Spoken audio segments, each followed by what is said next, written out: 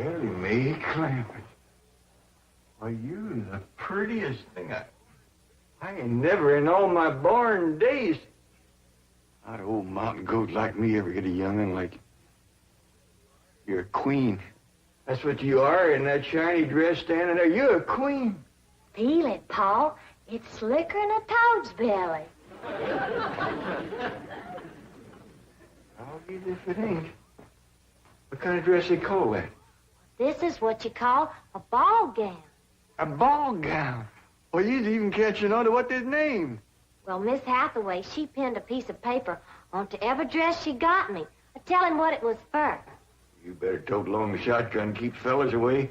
Oh, no, Paul. That's what I'm going out for, to meet some fellas. Hallelujah. You know, you're going to find out something I've been saying is the truth.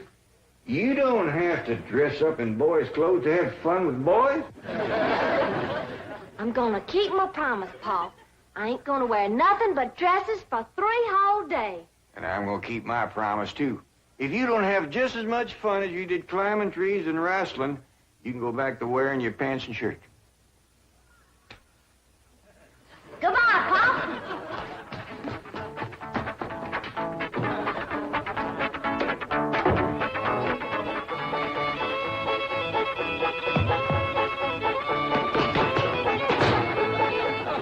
What you doing? Killing ants? Hey, this place ain't got no ants. I'll tell you something else it ain't got. That's me. I'm gonna pack up and go home. Wait a minute. Hold on there. This is home. Not to me it ain't. And for my part, they can give Beverly Hills back to the Indians. Or whoever else was fool enough to come here in the first place. Come on, let's go in here and sit down and we'll talk this whole thing over. You just got your back up because the police made us get rid of all our cows and pigs and chickens and stuff. Well, that didn't help none. But if they don't allow folks to have stock, why have they got that all-fired fancy stock pen down there? Well, Granny, it turned out that there was something called a tennis court. What in tarnation is a tennis? I don't know, but one of these days we'll get us a pair of them and go to raise them out there. Well, you go to raising them. I'm going back home, where I can get some good things in life, like hog jowls and possum shank. Now, hold on, Granny. Jethro's out hunting possums right now. He won't find none. I've been all over these Beverly Hills, and I tell you it ain't easy. Climbing fences and walls and jumping over hedges to get around those cement ponds where there are a lot of half-naked women laying there smearing themselves with oil and yelling at you to get out, get out. I tell you, Jed, this place is full of the laziest, greasiest, unfriendliest mess of people I ever did lay my eyes on. Here's Jethro. Hi, boy. What'd you get? I got chased by a fellow with a club. Now, you hear that, Jed? It says Beverly Hillbillies picking on a little boy like Jed. Come on, Jethro, load up the truck and let's head for home. Hold on. I think I know what's ailing you two. You're just plain old homesick. Well, I'm sick of this home, I can tell you that. Yeah, now I got a surprise I've been kind of saving. I reckon now's good times any to let the cat out of the bag. We need pigs and chickens, and he gets us a cat. Now, that ain't the surprise, Granny. The surprise is Pearl's coming out here. Ma's coming out here? Yeah, and she's bringing your sister Jethrine. Hot diggity dog. Yeah, I wrote her a letter. I said, Pearl, I says, why don't you come out here and bring Jethrine? We got lots of room and plenty to eat, and we sure is a hanker to see you. Oh, boy. I gotta get us some possum now, because if there's one thing Ma and Jethrine likes, it's grits and possum shanks. You don't look particular cheered up, Granny. Jed, you might fool that boy with a story like that, but not me. What do you mean? Since when can you write letters? Granny, now, wait a minute. Wait a minute. Granny, I didn't write that letter by hand. Held the pencil twixt your toes, did you? No, I wrote it by a new way. The banker's secretary showed me it's called dictation. What's dictation? Well, it's wonderful, Granny. You just talk and she writes it down. She sure must write fast. Yeah, with a bad hand, too. She got a bad hand? This one, she calls it her shorthand. I don't care how many letters you dictate, Jed. Pearl ain't a-coming out here. Leastwise, not right now. Oh, sure she is, Granny. She's looking to find a husband for Jethreen. I'll tell you who Pearl is looking to get a husband for. Pearl. And I think she's got her cap set for that oil man that bought your swamp. Mr. Brewster? Why, he lives clean over to Tulsa. Yeah, but pumping oil brings him over to your place. And I'll bet you pigs to polecats that when he shows up, Pearl ain't fur behind.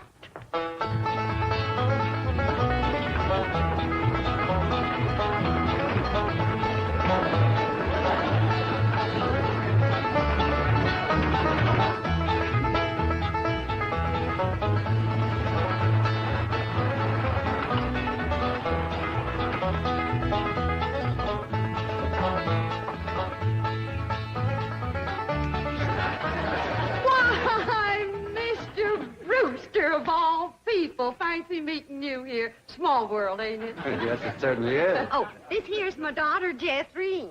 This is Mr. Brewster, dear. I'm pleased to meet you, young lady. Hi. May I give you a hand, Mrs. Bodine? Oh, thank you. Stay in the buggy, dear. Careful now. There we are.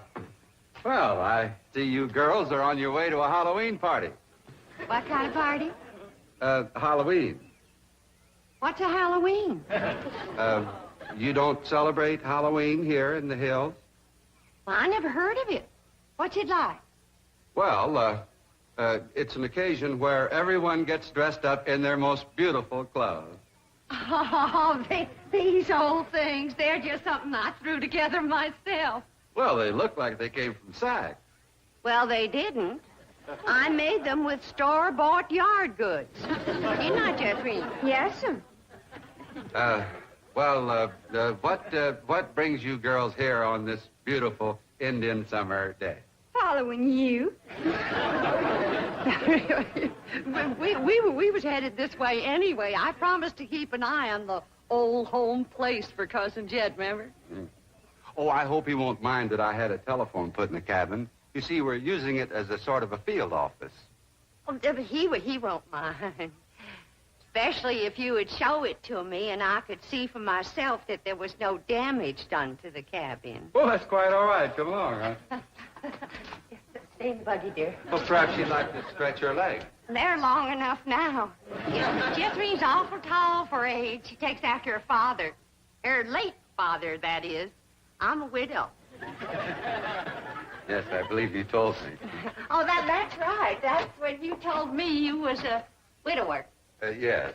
You, still are, I suppose. A widower? No, yes. Stay in the buggy, dear. Look at that fruit there. Did you ever in your whole born days ever see anything as pretty as that fruit? Don't spoil neither. Don't taste neither. Oh, now. Jethro ate a whole bunch of them grapes. 2 apples, a pear, and a whole handful of strawberries. And he said there wasn't one bit of juice in the whole kit and caboodle of them. He said it was dry as wax.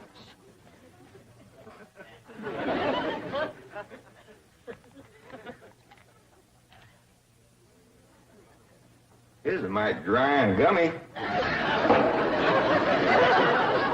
Maybe you ain't supposed to eat this fruit. That's the trouble with this miserable place. You ain't supposed to do nothing. You ain't supposed to have cows or pigs or chickens. You ain't supposed to fire up the still and make a little moonshine whiskey. Answer me. What can you do in this Beverly Hills? Well, you can do lots of things, Granny. Things you couldn't do back home. Name one. Well, you can call up your friends on the telephone. No, you can't. Why not? 'Cause we ain't got no friends, that's why not. There ain't been one neighbor come a-calling on us since we moved in here. Oh, so that's what's ailing you. Nobody's been coming to call. Well, now you gotta remember what Pearl said. This here is Beverly Hills where the movie stars live. What's that got to do with it? What's that got to do with being friendly? Nothing, I just thought it might sidetrack you. Well, it didn't. Movie stars are people just like us, ain't they? Yeah, certainly prettier. Wouldn't it be worth waiting for if one of these days there come a knock on the door, and we go to answer it, we open up the door, and standing there would be Mary Pickford. Mary Pickford? Yeah, with her golden curls hanging down her back, and her pretty little rosebud mouth saying friendly things like, howdy there, I'm Mary Pickford. Oh, you'd say to that? I'd say, who's Mary Pickford? That's what I Granny, she's America's sweetheart. You know that movie house where Pearl plays Fanny on Saturday nights? I heard of it. Well, she says little old Mary is everybody's favorite. Well, tell me this. If Mary Pickford moved in that little cabin down the creek from us back home, what would we do? Oh, we'd have gone calling and brought her over a mess of pone and skinned possum. Yeah. And has Mary Pickford brought us a mess of pone and skinned possum? No, she ain't. You gotta remember, Granny, she probably spent 4 or 5 hours a day just fooling with and combing that beautiful curls hanging clear down Uncle Jan! Well, hello, Jethro. What'd you get this time? I got arrested. Yeah. Policeman, he took my gun away. He said they don't allow hunting in Beverly Hills. That does it. That does it. Then he pointed to old Duke here. He said that dog had his rabies shot. And I said, no, sir, that dog ain't had nothing shot. I'm careful with a gun. What'd he say? He said, oh, wise guy, huh? So he put Duke and me in his police car. But we jumped out and run. Oh, is Ma and Jeff Reen here yet? No, and they ain't a-coming. Now, if you want to see your ma and your sis, you pack up that truck, and you and me will skedaddle back home where folks is friendly. Now, Granny. Oh, God, if she ain't the muleyest little woman. Granny, now, just a minute. Now, Granny, will you just let me say one thing? Well, you be quick, 'cause I got a long trip ahead of me. Granny, I know it ain't been easy for you out here. New things is always vexing, especially at your age. But I'm bound and determined to keep this family together. And if you go back to the hills, we's all going with you. I'm asking you, please, to stay. Not for my sake, but for Ellie Mae. Granny, what this place has done for her is a plain miracle. Why, that wild Injun has become a grand lady. I wish you could have seen her go out that door looking like a queen in a picture book. I tell you, I just wanted to sit down and bawl the way you done when I married her ma. Now, she's just...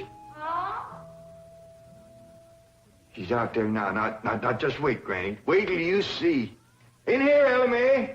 Huh? You sure was right. Oh, Hagrid, you don't have to wear boys' clothes to have fun with boys. May, you promised me you wouldn't wrestle.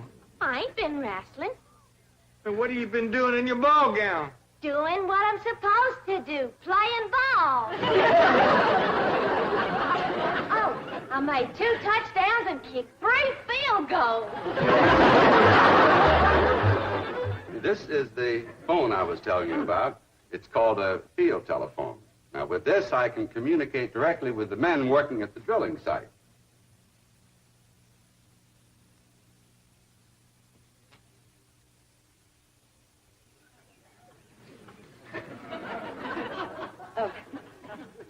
Any young men down there? Oh, yes. Any unmarried young men? I'm sure there are.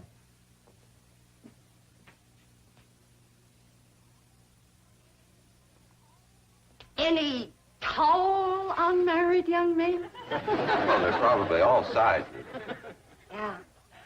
Suppose it gets pretty lonesome working down there. Well, it's very likely. This is rather an isolated area.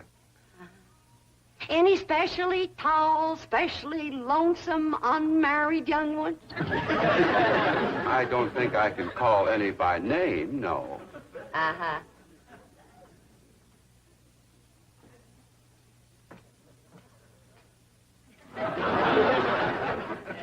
Well, I was just wondering.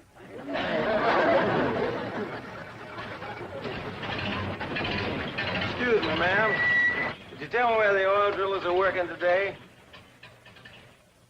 Well, now. What have we here? Rebecca of Sunnybrook Farm, and pretty, too. Ooh-wee. I bet you're an armful of mama. I mean it, honey. I like big girls. You just do things to me. You carry me away. All right. Hey, what's going on here?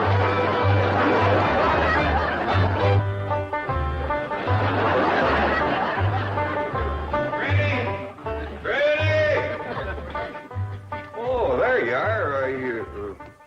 What are you doing? I'm figuring. And I figure best when I'm fishing. Ain't no fish in there. I ain't fishing for fish. I'm fishing for figuring. Yeah, what kind of figuring you fishing for? I'm fishing to figure how I can get home. Now, Granny, I've been doing some figuring, too. You know, I think I got it figured out how come the neighbors ain't come to visit us. I'm listening. Well, I got it figured. Out here in Beverly Hills, instead of them coming to see us, we go to see them. How come? Oh, I don't know how come. That's just the way I got it figured. Mighty convenient figuring. Granny, it wouldn't do no harm and to give it a try. A lot of things is different out here. Well, I'll fish on it for a spell. Well, let's see now. Which neighbor shall we call on first? Mr. Drysdale's off in Boston with his missus, so let's go this way. If you ask me, let's go back that way. Now, Granny, you promised. Come on, everybody, let's go. You reckon they'll give us a mess of pone or something, Pa? Or maybe some salted down possum. Probably so lie on us.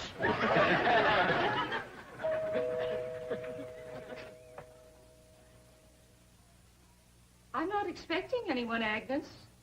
Oh, it's probably just some children playing trick-or-treat, ma'am. Hi, ma'am. We's the Clamptons. You got something for us? Jethro. Aren't you rather big for this? Yes, ma'am, we are. In fact, I don't see how anybody gets through that little door. Just a minute. Come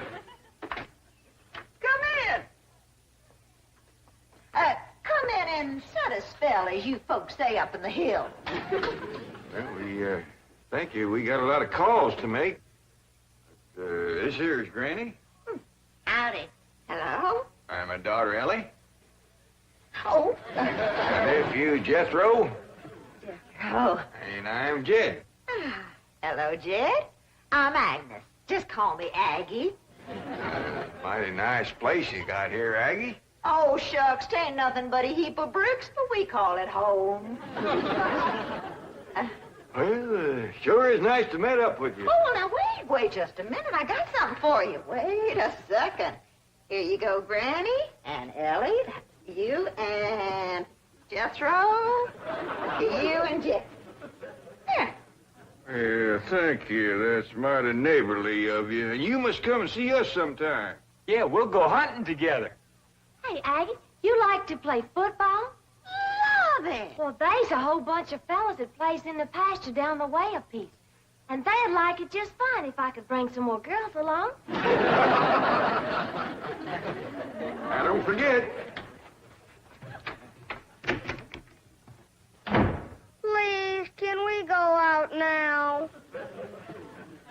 Not yet, children. Not till it gets dark.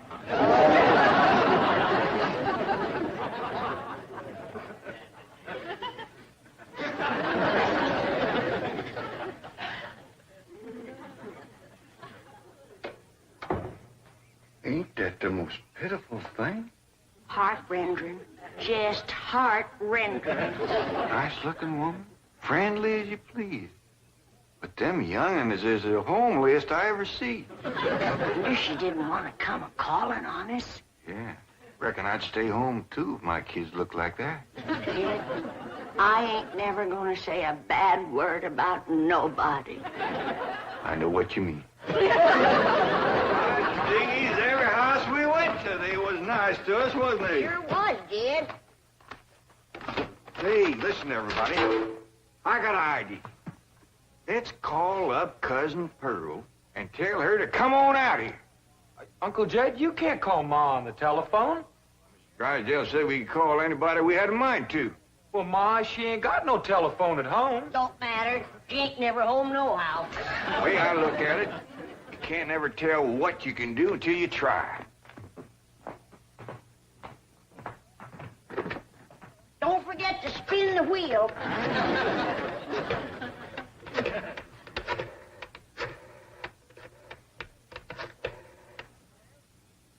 Howdy, ma'am. I want to talk to Pearl Bodine back in Oxford. That's right, operator. J.D. Clampett in Beverly Hills. Jed's sure gonna be surprised to hear me talking at him on this thing. Oh, they're ready to make the connection. Hello? Jed! That you, Jed? You bet you did. Hello, Pearl, you old rascal. What you doing down there? Huh, there ain't Pearl. This here's Ellie. Jethro talk in a minute, but first I want to say something. You